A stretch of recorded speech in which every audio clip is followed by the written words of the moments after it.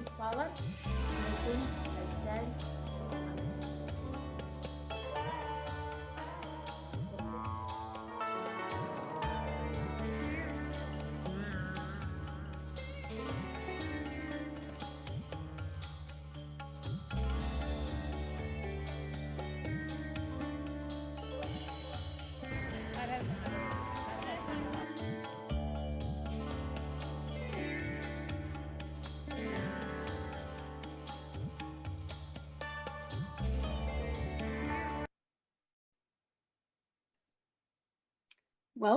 Welcome everyone. Thank you so much for joining us for our next interview as part of the Living Shakti Summit interview series. And so grateful that you all can be here today.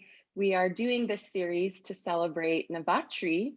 And I have the pleasure today to interview Siddheshwari. Welcome, Siddheshwari. And so glad you could join us. Can you start off by telling us a little bit about yourself? Sure. Yeah, I run a wellness business focused on plant-based nutrition. I also got interested in meditation very early in life. I was fortunate to have parents who meditated. So, and they were very open in not like telling me this is how things are. This is who God is. This is how life is. It just sort of was like, this is kind of what we do. But I was sort of left to find my own way. And so I started meditation in high school. And then just a simple mantra meditation that was given to me by a shaman, actually, that my mother had introduced me to. And then it was in my mid-20s, I started meditating on the inner light and sound, which is the practice that Ma teaches. And I went to see Ma in 2011 in India at her ashram there in Haridwar. And we spent, actually my husband and I spent 3 months there with her. It was quite a transformational experience, to say the least. And then we got to go back and see her in 2018, and we took my mom. So bless her heart, it's a trip, you know, to go to India and, you know, the different, I mean, just the travel alone is quite a lot. So we all made it, and I had a really good experience. And then now I'm just continuing, you know, at home, the meditation practice. And my husband and I also lead a satsang every Sunday. So people can come, we do a little reading, do some music, and then meditate together. Wow, that's so blessed, such a blessed journey, and so great to know that you're doing satsang. And also I'm excited to hear that your parents were meditators and that you've picked up meditation. It's similar to, I have two boys, now 21 and 15, and both me and my partner have been initiated since we were 21 in light and sound. And we kind of have the same approach of just meditating, you know, letting them know we meditate, who our sant gurus are, and setting the example and hoping that they will find, you know, their path on their own. So it's really lovely to hear your journey and how that worked for you. I'm wondering, can you share a little bit about your experiences in India with Ma? I know that's something I would love to have myself, to be able to go to India and see Ma in person. And there's probably people out there that haven't been able to do that yet. So I'd love to hear a little bit more about what that was like for you. Yeah, I think if anybody has the experience to go at least once, you know, to India, but especially to go see Ma, because I mean, just as the same with our human relationships, there's a difference between, you know, connecting with someone on a screen versus being like in the physical presence of Ma. And my experience, it's kind of interesting. I was thinking about this question, like, because Ma is so much, it's not like you can just put it into a sentence, you know, like, what is that experience being around Ma? In some ways, she's like a hurricane. I mean, there is such an immense power working with Ma. It's intense. At the same time, she is like so soft, like jasmine fragrance, you know, just super feminine, super soft, very motherly. So yeah, my experience with her really ran the whole gamut. You know, a lot of times people, when we're seeking the spiritual path, we're seeking some inner contentment, some inner connection, spiritual development.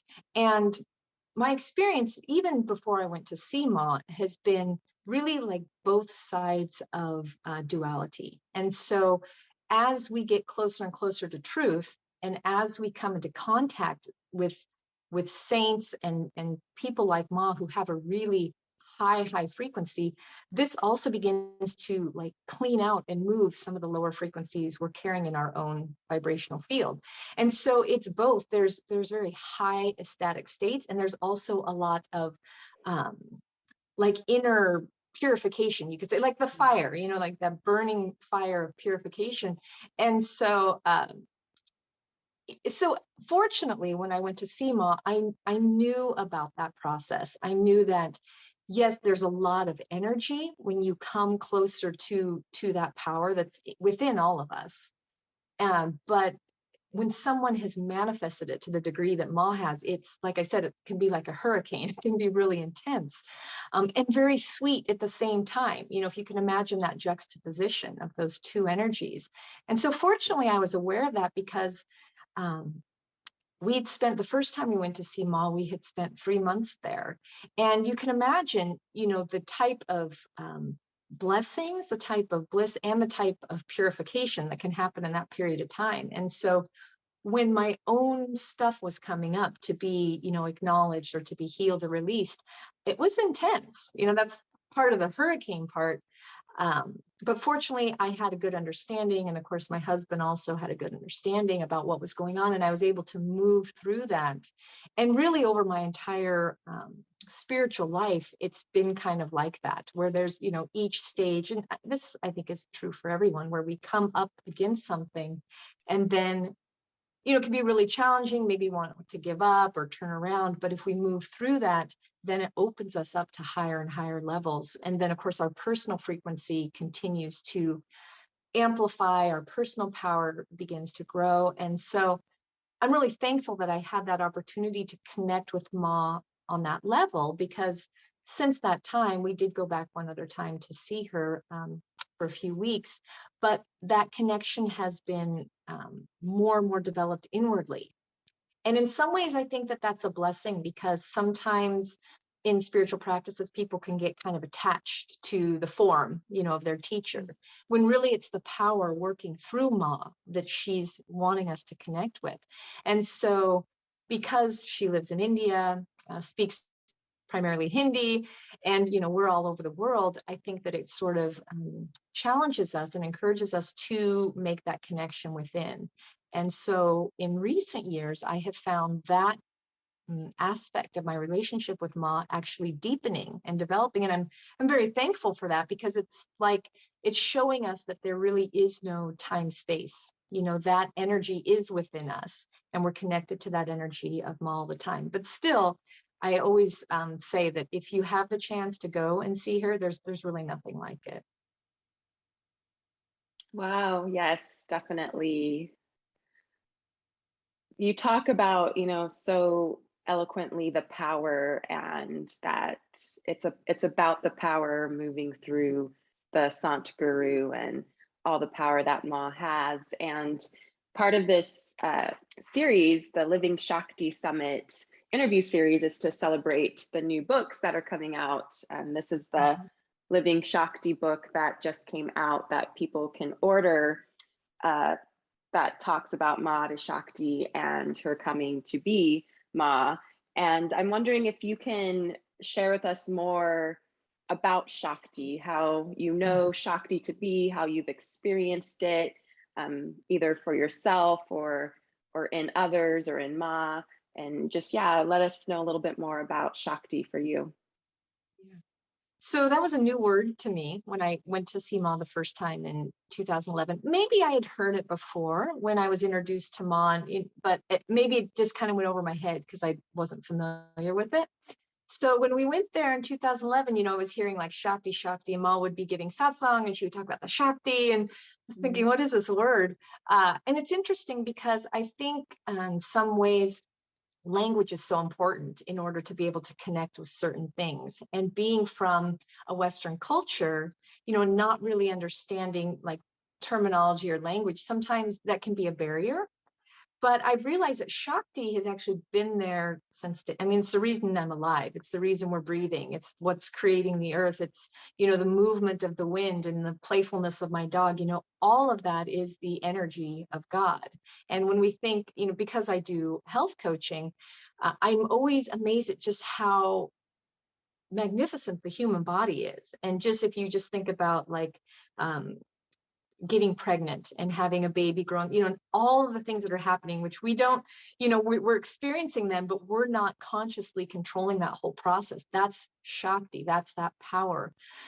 So, with Ma, that's the part that I was talking about, the hurricane, is if you think about the power of God, to me, this is a really, it can be really subtle, like a butterfly or these little seed things that float through the air, even just like the subtlest movement of life is Shakti. But probably, maybe it's a personality thing, just sort of my own personal makeup. I also experience it in a very intense way. And so one of the first things I noticed about Ma, it actually wasn't like bliss and hearts and flowers. The first thing I noticed about Ma was her power. It was like, whoa, especially because women, we seem, I mean, I know like, okay, we're becoming modern and like women empowerment and women are holding places of authority and this kind of stuff. And surely we all know the mom is in charge at the house, but Ma is so soft and delicate. She's very petite, she's just this little petite woman, but such a massive power. And so when I think of Shakti, or the power of God, I think about these big natural phenomenons like earthquakes or hurricanes, not in the sense of destruction necessarily, but just, I mean, you could imagine if you saw like a tsunami, and not in the sense of like you're safe, if you're in a really safe place, but you're just watching the like magnitude of that type of wave and what kind of power is behind it. That's Shakti. And it's all Shakti, but this was my experience specifically with Ma and meeting her and feeling. And to be honest, if you're not used to that kind of energy, it can be a little bit startling. At first it's like, whoa. And I think that God power or Ma power can turn that up or down, according to what people are ready for. I've certainly seen with Ma that she can appear very ordinary and just a sweet Indian woman, telling you about some clothes or, something like this. But then that power can be turned on to various degrees. And so, the more, maybe it's limitless. I'm sure I haven't seen the fullest magnitude that Ma is expressing Shakti, but I know there's a lot there, and more than in any being that I've come into contact with. That was my first impression. Actually, Ma was like, whoa. And to be honest, I was a little bit, I don't know, scared is the right word. I mean, there's nothing obviously to be afraid of your guru, and Ma's very sweet, but it's just like, well, this saying that the fear of the Lord is the beginning of wisdom. When you really recognize how little you know, and sort of, it's kind of like when you go up with like to a beautiful huge mountain and or you look at this, like the sky at night with all the stars, and you just think, wow, I'm just this little, this little piece of creation, this little piece of the collective.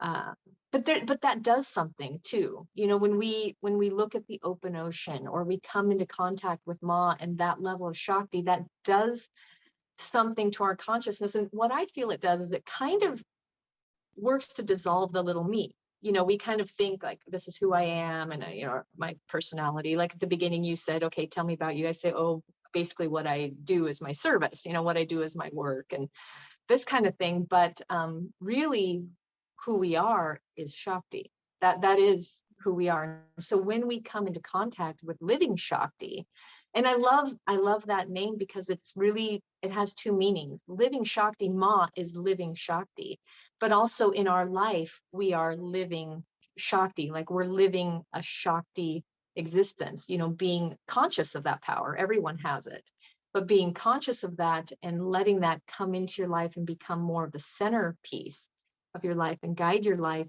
is very empowering. And so yeah, Shakti's everywhere, but when we come in contact with someone who has manifested it to such a degree, like Ma, then this is like, you know, when you play two notes on a piano, you can get overtones, but you also get this resonance, right? So this is really the role of a living master, a living guru, is not to be the authority, but to guide you back to your own power, your own authority, and to help kind of quicken that energy and kind of stir that up just by frequency, by reverberation, which goes back to it certainly happens through the screen. We've done Zoom calls with Ma, and certainly that Shakti comes right through. But also in person, it's you know, palpable, like I mentioned before. So yeah, it's a lot.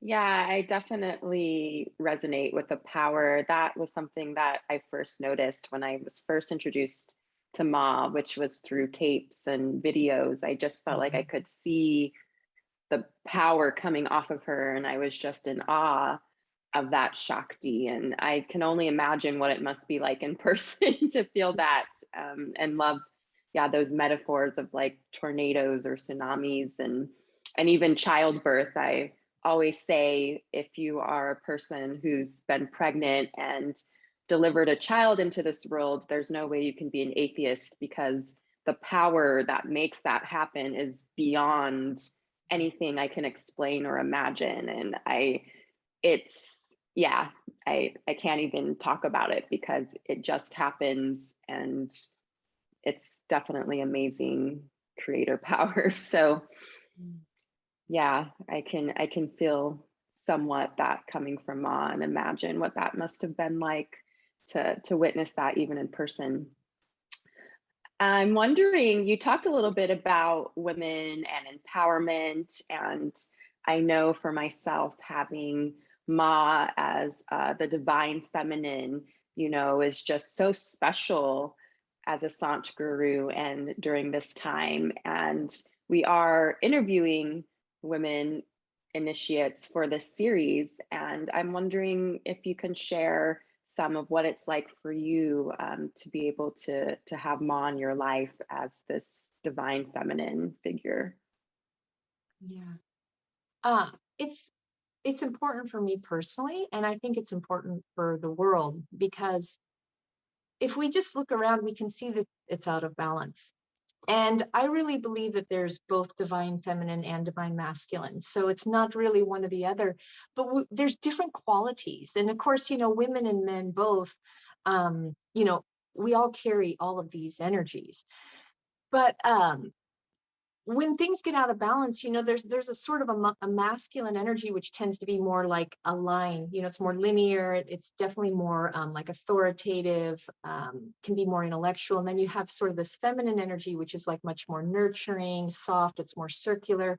So we really need that balance. And I feel that as a whole, our society, the planetary society, has gotten kind of out of balance. And so it's interesting because throughout my life, not intentionally, but I've been always involved in women's groups, whether it was cheerleading or a sorority or midwifery or whatever the case may be. I just seem to find myself, even though I wouldn't have thought of myself as necessarily a feminist or really like politically active in that sense of like women's empowerment, but I just naturally ended up in those kinds of situations. And so it was interesting. It didn't dawn on me, like when I came to Ma, it wasn't from that mindset that I just was drawn. You know, it was like a predestined thing in a lot of ways. But then looking back on it, I realized it's like, wow, this is such a beautiful time to have a female guru.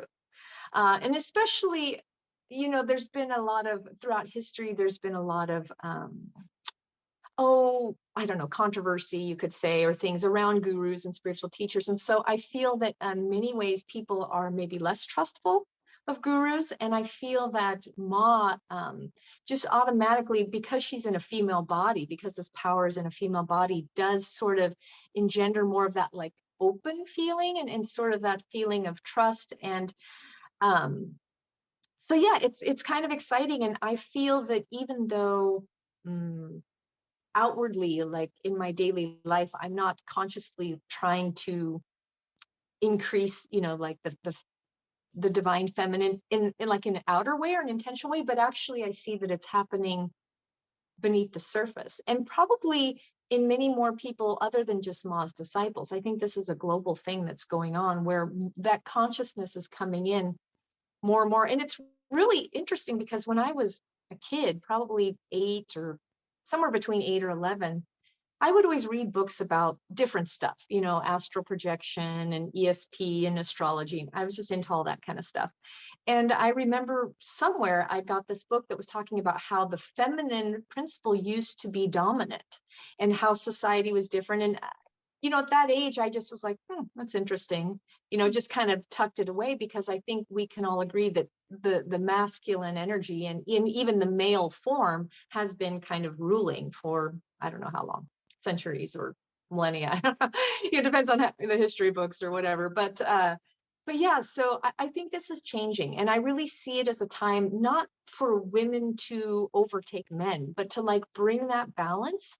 And I feel that everyone is more secure and more sane when we balance those energies within ourselves and also collectively as a society. So I think it's an exciting time to be connected with a female guru. And I can feel, like I said before, it's not that it's like my conscious mental intention to do these kinds of things, but being connected to that power, it's sort of a natural thing that comes up from within that's expressed. And so in a lot of ways, I'm thankful to be part of that, because I think this is a time in history that the feminine energy is coming back, and not in the way that it was maybe politically a couple decades ago, where it's like we're going to put on big shoulder pads and act like men in the workforce, but more like bringing like the feminine energy in, and balancing that out, which is a lot of compassion, is a lot of kindness, nurturance, and yeah. So I think it's a really exciting time, and I'm interested to see. I'm in my early 40s, so I'm assuming I have some time left on this planet, and I'm really interested to see where things are in the next 5 years even. I was going to say decade, but I mean, the planet's going through so much right now. I feel that within the next 5 years, maybe we see a big shift in this energy coming into the earth more and more. Yes, yes, yes, yes. I totally agree. And yeah, I'm looking forward to so much just changing so fast, it seems like, on our planet. And I do think part of that is having, Ma and the living Shakti just running through so beautifully. So I'm also looking forward to that, and want to thank you again so much for talking with us and sharing your experiences and your wisdom. And I hope that, we hear from you more in the future. And yeah, Jai Ma, thank you so much for being with us.